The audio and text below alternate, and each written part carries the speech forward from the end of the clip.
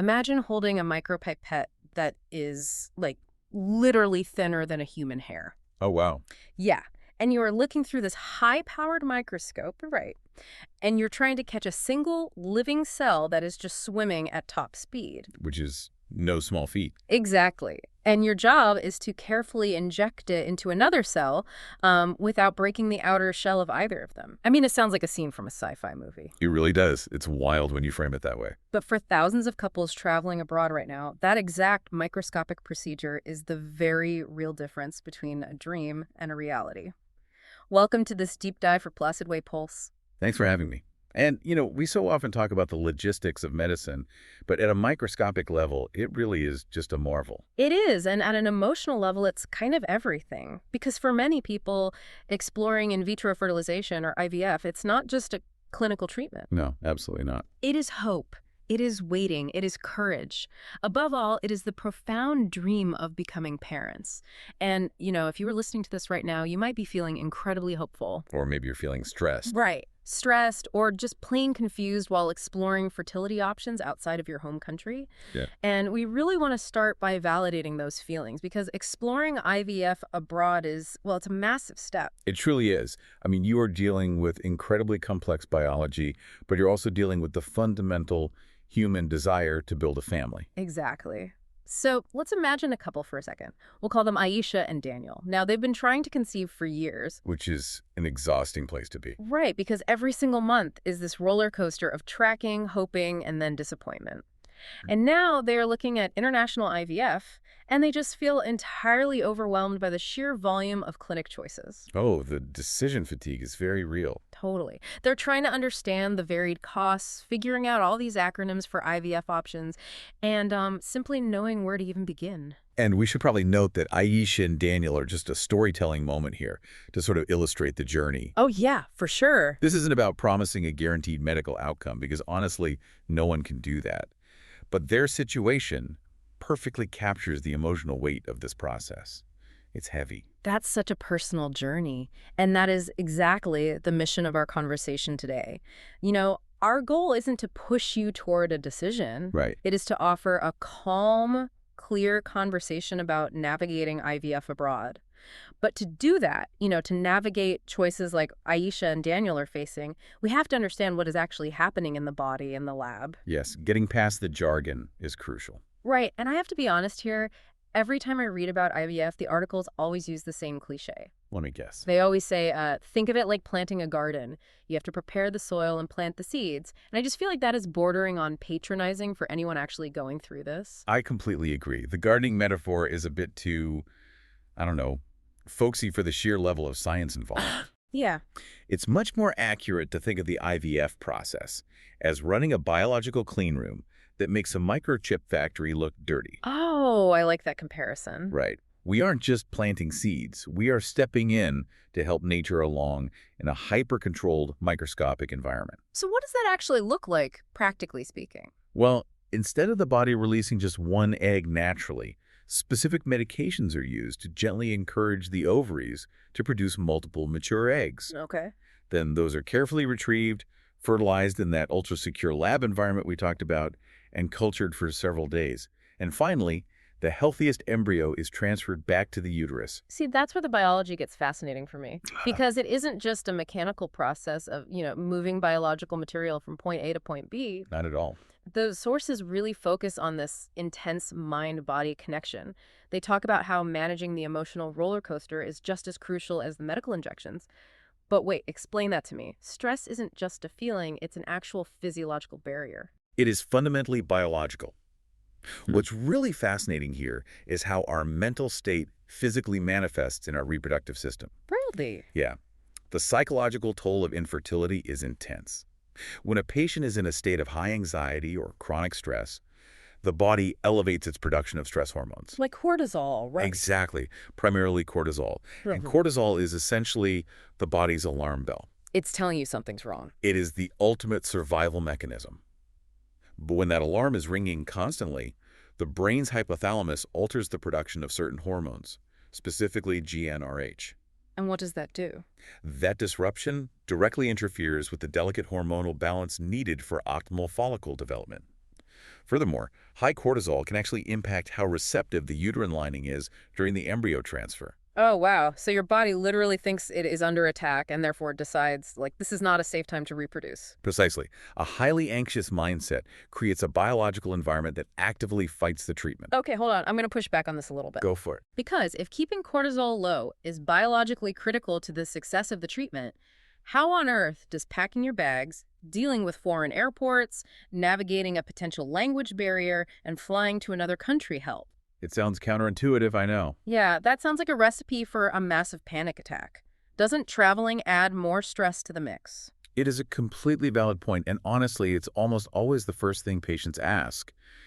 But we have to distinguish between acute, temporary stress and chronic, grinding stress. Okay, unpack that for me. Yes, catching a flight is an acute stressor. It's annoying for a few hours, but we have to look at what patients are escaping when they choose to travel. Like what?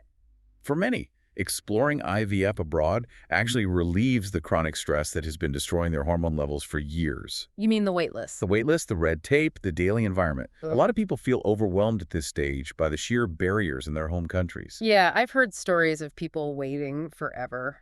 Right. Yeah. They might be facing multi-year wait lists just to see a specialist on public health systems. Or they're navigating incredibly prohibitive regulations regarding what treatments they can even access. So traveling fixes that. Traveling often means instantly bypassing those agonizing multi-year delays. Wow, okay. I hadn't thought about it like that. You are trading the chronic, devastating stress of waiting for years for the minor, acute stress of a plane ride. Exactly. And psychologically, it means stepping completely away from the daily grind. That makes sense. You aren't trying to hide your hormone injections in the bathroom at work or squeezing clinic visits into your lunch break and rushing back to a stressful meeting. That sounds awful. Right. Instead, you step into a restorative environment where your sole dedicated focus is healing. Imagine recovering in a peaceful climate where no one is asking you well-meaning but painful questions. You are entirely focused on family building. Exactly. Geography should not limit your ability to build a family. And you know, patients frequently compare a really diverse list of countries when looking for this care. They do. Based on our sources, we are talking about places like Mexico, Turkey, India, Thailand, Cyprus, South Korea, Colombia, and Azerbaijan. And it's important to note that these aren't just random spots on a map. Right. They are heavily regulated, highly specialized hubs for medical tourism. Absolutely. And they often possess laboratory standards that rival or even exceed what a patient might find at their local hometown clinic. Well, let's actually talk about that technology, because knowing where you might go naturally leads to figuring out exactly what you will need when you get there. Which can be a lot to process. Seriously, when you look at clinic websites, it feels like reading a foreign language. PGT, ICSI, cryopreservation, it's an absolute alphabet soup. It is overwhelming. So let's make this simple and really break down mechanics of these options. Let's start with ICSI, which goes back to that sci-fi micropipette you mentioned at the start. Yeah, so ICSI stands for intracytoplasmic sperm injection. Okay, mouthful. Right. In traditional IVF, you place eggs and sperm together in a dish and let the sperm naturally penetrate the egg. It's like normal. But if a patient is dealing with severe male factor infertility, so like low sperm count, or sperm that simply don't swim well, traditional IVF often fails. ICSI completely bypasses that barrier. The embryologist uses that microscopic needle to physically capture a single, perfectly formed sperm, immobilize it, and inject it directly into the center of a mature egg. Wow. Yeah, you are mechanically ensuring fertilization. It is staggering that human hands can do that. Okay, what about embryo freezing? Because I see the term cryopreservation or vitrification everywhere. Yes, very common terms. But how do you actually freeze a living cluster of cells without killing it? I mean, if I put a soda can in the freezer, it explodes. That is the perfect analogy, actually. Really? Yeah, because if you freeze a cell slowly, ice crystals form inside the cell. Those ice crystals act like microscopic daggers, shattering the fragile cell walls from the inside out, just like your bursting soda can. Oh, yikes. Okay. Yeah, so vitrification is a modern, rapid freezing technique. It is a flash freeze. The embryos are treated with special protective solutions and then plunged into liquid nitrogen so incredibly fast that ice crystals literally do not have time to form. That's The incredible. liquid turns into a glass-like solid state instantly. So the embryo is essentially perfectly paused in time. Suspended animation. And this allows patients to freeze extra embryos for future family planning. That's a huge benefit. Or, and this is crucial, it allows the clinic to pause the process while they wait for the results of genetic tests. Right, which brings us to PGT, pre-implantation genetic testing. If a patient has a history of miscarriages, time isn't their only enemy, genetics are. Very true. How do clinics solve for that without harming the embryo? Well, it is a delicate biopsy. Around day 5 of development, the embryo reaches the blastocyst stage. Okay. At this point, it is differentiated into 2 parts: the inner cell mass, which will become the baby, and the trophectoderm, which will become the placenta. Oh, interesting. So an embryologist will carefully remove just 3 to 5 cells from the trophectoderm. Leaving the actual future baby completely untouched. Exactly. They test those placental cells to ensure the embryo has the correct number of chromosomes. And that helps the odds. Massively. Transferring a chromosomally normal embryo drastically increases the chance of a healthy baby and significantly reduces the risk of early miscarriage. Amazing. And then there is the option of donor gametes, which is really just navigating when a patient's own genetics aren't viable. Yes, donor eggs or donor sperm. It is a vital path for patients dealing with age-related infertility, genetic concerns, or past medical trauma. And then what happens? The resulting embryo is then transferred to the intended parent's uterus. You know, this is not about rushing. It's about feeling informed. Understanding how these tools work mechanically really empowers a couple like Aisha and Daniel to have highly specific conversations with a doctor. But here is the massive hurdle paying for it. Let's talk about how clinics bundle these services. You look online and you see clinics offering IVF packages. Yes, packages. Now, a package sounds great. It sounds like an all-inclusive resort. But medical packages are wildly inconsistent, aren't they? They are notoriously difficult to compare if you don't know what to look for. Give me an example. Well, one clinic's premium package might just cover the doctor's surgical retrieval time. Another clinic's basic package might include laboratory fees, but completely exclude the hormone medication. That's a huge difference. You must advocate for yourself and ask highly specific questions. Are the stimulation medications included? Because those alone can be thousands of dollars. Right. Is ICSI an add-on fee? Does the package cover the freezing and the first year of storage for any extra embryos? Or will you get a surprise bill for the liquid nitrogen tank next month? Wow, you really have to interrogate the fine print. You really do. And that leads to the most manipulative metric of all, success rates. It is so easy to get drawn to a clinic boasting an 80% success rate in bold letters on their homepage. Success rates are where we need the utmost transparency. Yeah. They must be explained honestly without promising a guaranteed pregnancy. It is biologically impossible to guarantee a pregnancy, period. Period. Any clinic claiming otherwise is using predatory marketing. But how do they even get away with printing an 80% success rate? Are they lying? They aren't necessarily lying about the math, but they are manipulating the context. How so? A clinic might boast an artificially high overall rate simply because they cherry-pick their patients. They might routinely turn away older patients or complex medical cases just to keep their averages high. That is so unfair. It is. Conversely, a truly world-class, brilliant clinic that takes on the most difficult, heartbreaking cases might have a lower overall average precisely because they're willing to try when others won't. Oh, that is wild. So you shouldn't care about their overall number at all. Not at all. Yeah. You need to ask a very targeted question. Which is? What is the live birth success rate for a patient with my specific profile, my exact age, and my exact medical diagnosis? You have to compare apples to apples. Hope matters, but clear information matters too. And based on what we've unpacked, it seems the true hero driving those honest success rates isn't just the doctor you do your initial video consultation with. No, not usually. It is the embryology lab itself. The lab is the unsung hero of the entire IVF journey. The doctor retrieves the eggs, yes, but the embryologists are the ones creating and nurturing the embryos. So what should patients look for in a lab? When evaluating a clinic, you have to look at their cleanroom technology. Air quality is paramount. Really, air quality? Oh, definitely. Yeah. Microscopic volatile organic compounds, or VOCs, things like perfumes, cleaning supplies, or construction dust in the air, can literally stop an embryo from developing. That is terrifying. You also want to ask if they use time-lapse incubators. What does a time-lapse incubator do differently? In an older lab, to check on the embryos, an embryologist has to open the incubator, take the dish out, look at it under a microscope, and put it back. Which disturbs it. Right. Every time they do that, the embryo is exposed to changes in temperature and pH. A time-lapse incubator has a camera built inside. Oh, smart. The embryos never leave their perfectly controlled environment. The embryologist just watches a live video feed on a monitor. The stringency of that technology is what truly drives those honest success rates.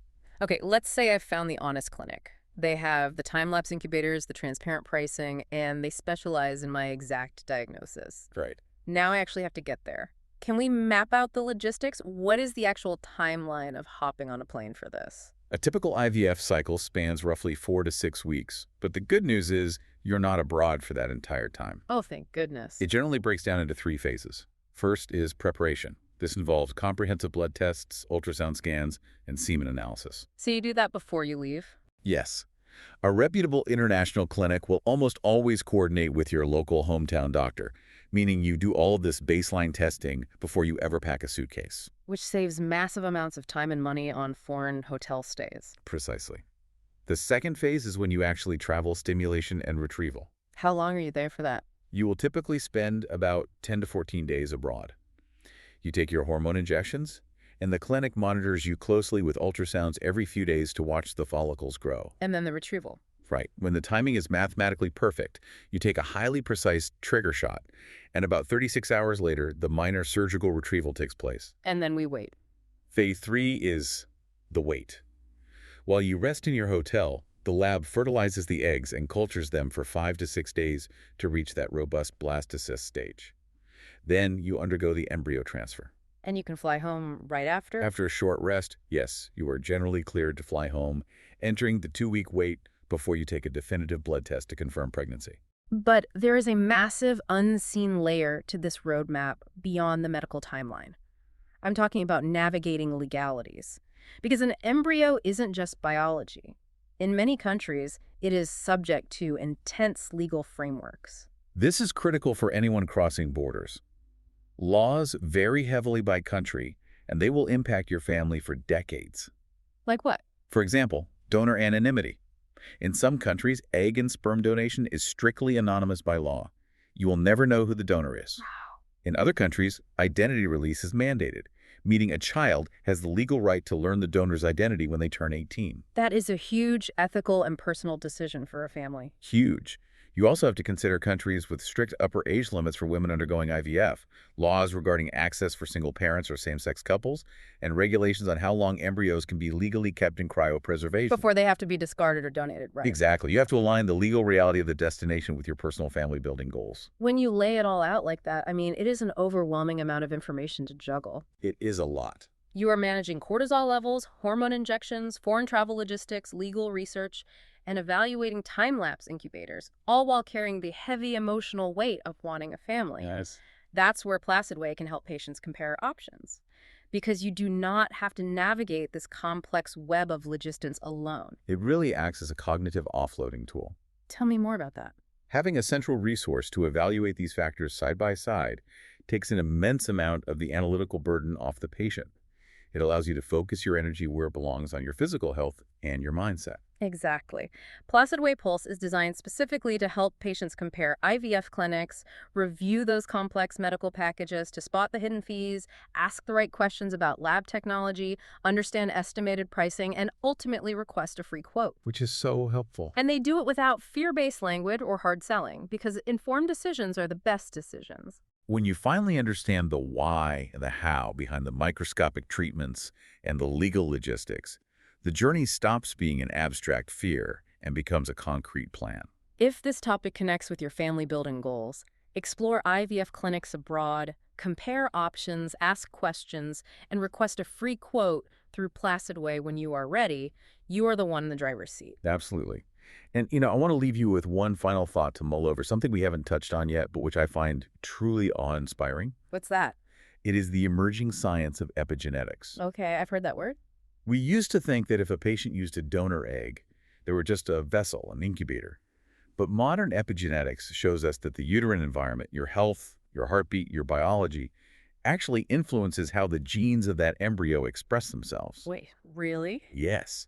The mother carrying the child dictates which genes are turned on or off during development. So even with a donor egg, the mother carrying the child is physically shaping the baby's genetic expression. You are never just an incubator. You are the architect of that child's future. What an incredibly empowering thought to end on. You are the architect. Thank you for taking this deep dive with us today. Until next time, take care of yourselves and take care of your hope.